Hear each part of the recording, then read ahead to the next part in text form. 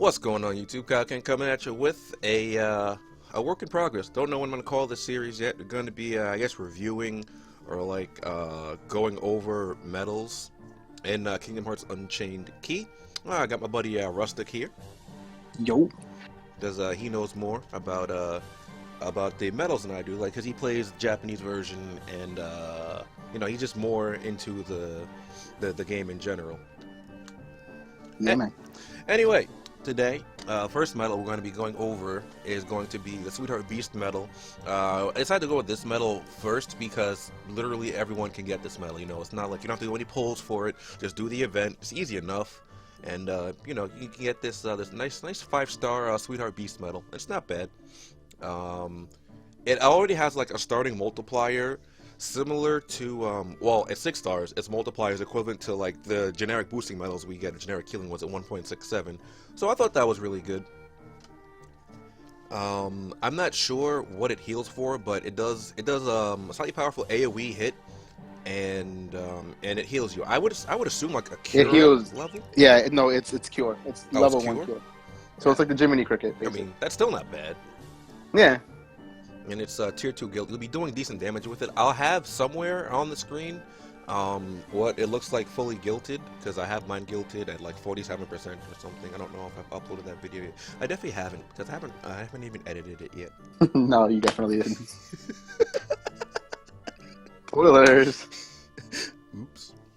Anyway, Rustic, what do you think about this medal? Like, how do you think it is for just like people in general? For free to play, it's really good because as long as you get at least a 41% roll or higher, it out damages pain and it becomes your hardest hitting power medal upright. Obviously, like stuff like Queen is going to out damage it and the card soldiers, but for upright power medal, really the only thing you have that hits hard is pain, and that's a 3-drop. So for the medal to have 1 less drop and give you a small cure on top of that for more power, I think it's really good for free to play. At this point, you don't really get a lot of free medals to play around with, but as long as you get a good roll on this, it's a really good medal to have. Yeah, the only downside on this is that you can only you don't get any rerolls with this. I'm pretty sure. I think you just get the 7. Yeah, no, you get only the 7, and that's so you have to hope you get a good roll. But I mean, even if I remember correctly, I think it's if you roll at least 23 or higher, then you out damage Goofy version A, which is the same exact drops, except that this medal will heal you instead of just doing the regular AoE damage that Goofy A does. So at worst, even if you get close to like a low roll, let's say you roll like 30 or 25 or 35, you're still out damaging your second best power medal, which would be Goofy, for again the same amount of gauges and the side effect of curing as well. So. Oh wow! So even if you get a 20, so even you can just roll a 20, it'll just be like about on par with. Yeah, exactly. Even if you roll bare min 20, you're just barely losing out on damage. But again, the fact that you get a free cure along with it, it's not bad at all. I see people are really like I don't know, they're really down on the medal because I guess people that aren't free to play have much better alternatives. But I mean, if you're a person that doesn't buy the weekly jewel pack and just gets the free jewels you get and only pulls every once in a while, this is going to be a good medal to have for sure. Because like I said, it's a lot harder for free-to-play players to have guilted even tier 2 medals. Like you're guilted like Kingdom Hearts 1 Cloud or any of the like good upright power medals. It's hard to get them guilted as free-to-play. So this is actually a really good medal to pick up. And it's a event that's pretty easy. I mean, I think the last quest gives you the most amount of medals, and you don't have to necessarily kill the cannons in the last event either. Yeah. Even if you can't kill the cannons, the search ghosts are pretty. I don't say pretty easy, but they're pretty manageable, and you still get more. They give you like one. I think I want to say like 100 something for the ghost. Yeah, like one Unchained, and that's a pretty easy thing to just farm. And even just killing those 3 search ghosts gives you more medals than any of the other quests clearing the entire thing. So if you can work up to be able to kill the cannons, you can get about like 400 or 500 medals. But that's a lot harder to do because the cannons are like 200 and 220, and they have like the defense boost. So, but at the very least, there's not a lot of events for us to do besides like the recent like jewel quest. So, just take your spare time to just grind out. And I know that the the Prince and Bell medal. Yeah. It's like it's the exact same thing, but you just can't get with that one. So, I mean, I wouldn't focus on getting that one. I would just focus on getting the actual beast medals first, and then if you have time to grind out the event, then just go for the other medal for like completion's sake. But Yeah, I think actually I might show the board on screen here as well.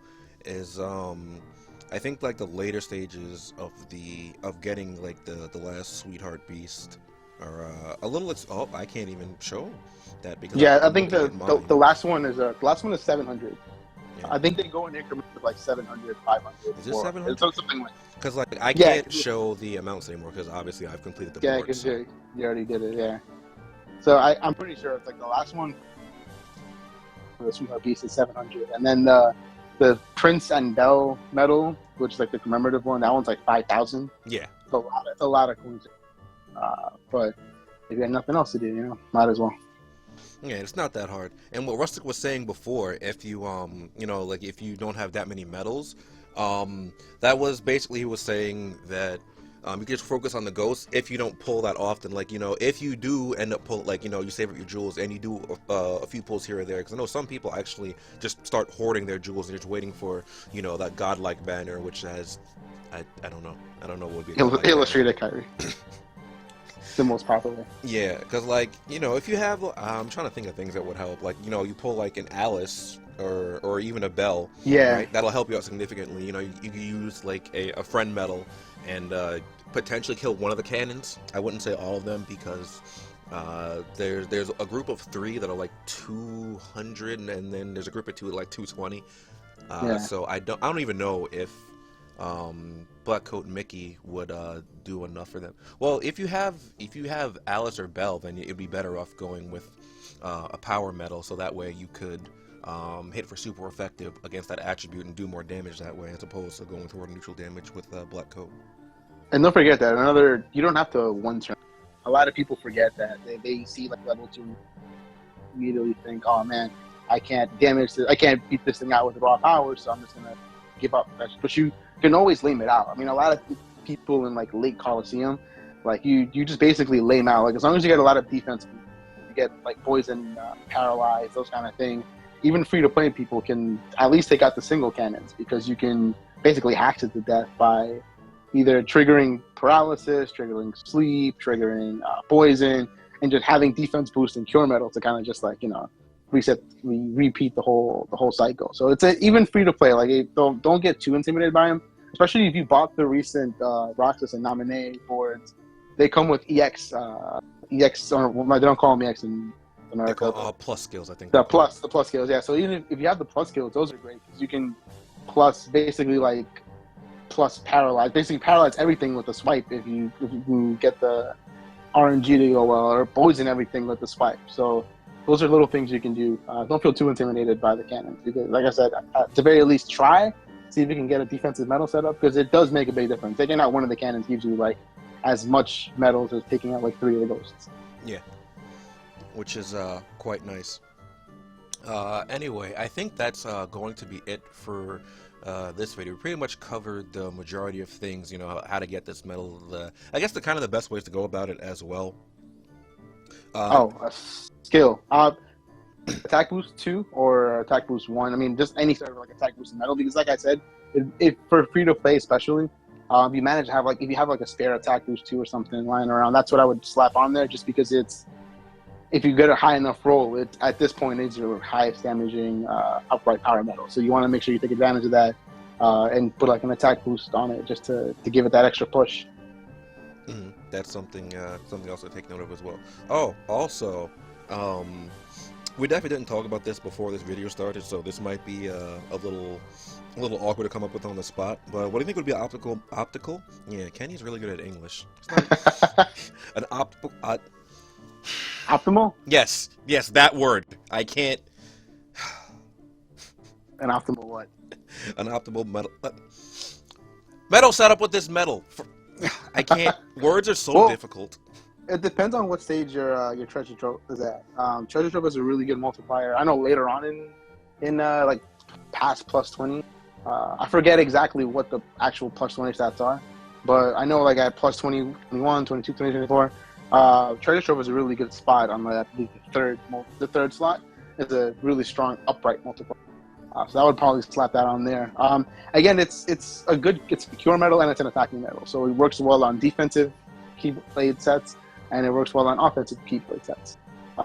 So obviously, if you boost it up with like a Diz, or if you did pull in the Pooh, Piglet, and Owl banner and manage to get a Pooh or a Piglet, boost it up.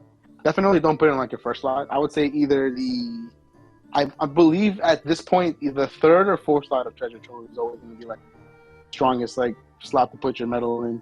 Up until I think like level 23 or 24, that's when the third slot becomes like plus 2.40 or something ridiculous like that. So that's when you would put it on there. But for now, like I said, just keep your third or fourth slot, either or.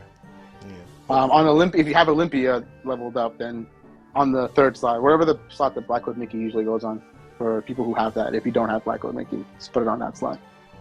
Because like I said, it's a good metal, especially free to play. Like I said, it's your most damaging metal you have at this that you can access. So as long as you get a higher guild on it, so definitely take advantage of that. It'll be relatively good to go. Yeah, I think so. If you guys have any other metals you'd like us to review, make sure you leave that in the comments too. I don't know how often we're going to do this, but if you guys want reviews, let us know. Oh yeah. Otherwise, we'll either just forget about these, and or we could do banner reviews as well. Yeah, I think banner reviews are good. I think me and Kenny are pretty knowledgeable. Penny, wow. Penny. Yeah, English is hard, isn't it? me and Penny, me and Kenny are pretty knowledgeable when it comes to banners, and I think we were just talking about this banner right now. Like me and you both think this is a really good banner to. Yeah, because even the worst metal is still pretty good. Yeah, but other people have different opinions. So. Yeah, it's fine. Other people also have a lot better metals than us, so yeah, we're not dropping 1,400 to guild handsome. Hey man, if I had it, I'd probably actually buy a lot of Arizonas, to be honest. I would buy the Arizona. I would just make like a rustic flavor. But anyway. Anyway, that's gonna be it for this video. Like we said, if you want us to review other metals, just let us know. English, man, I'm telling you. Let us know down below in the comments. Also, be sure to check out the social media stuff down below. Put Rustic's Twitter down there as well. So follow him, and maybe if enough of you start tweeting at him, he'll upload some Unchained key videos as well. Stop being lazy. I know, man. No one wants to see my juicing. It's fine. The last thing you want to see is me roll like 60% on Terra Ventus Aqua and then flip my phone across the room. That'll be the best. Like, they'll see you just... like, why would people not want to see you get juiced? They love watching me get juiced. It'll be the best. This will be they're gonna just foam at the mouth. Like, oh man, Rustic is juiced on a daily. I'll boo every single pull. Let's go. Yo, they actually don't know you get a boo every pull. So if I did, I'd tell like a boo counter. Like, number of boos I pulled to this point. So, like, I don't know if he stopped talking or, like, if he just cut out because he's just dead now. Discord doesn't work. Hello? Oh, hello. You're back. Yeah, I'm back. All right. I think we're going to end this video now because now we're starting to ramble. And my room is really hot because my AC's been off. So, like I said, social media stuff down below. Leave comments about other metals you want us to review. And hopefully I'll make this look nice. But I'm really bad at layouts and stuff like that. So it'll probably look really average at best. And I will see you guys next time. Bye-bye. Bye-bye.